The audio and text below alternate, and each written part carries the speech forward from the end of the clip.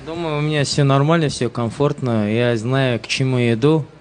У меня есть цель, которую я ставил, я иду к нему. И все. Остальное мне не мешает, ничего не напрягает даже.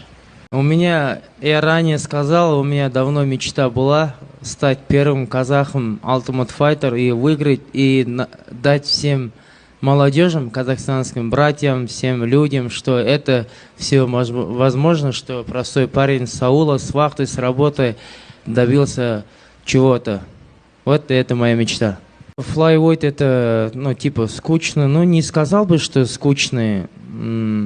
Иншалла, я попаду и покажу, что казахи умеют делать шоу.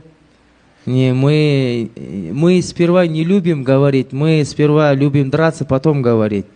И мы стараемся, чтобы всем публикам понравится разговаривать на английском и драться, показать шоу.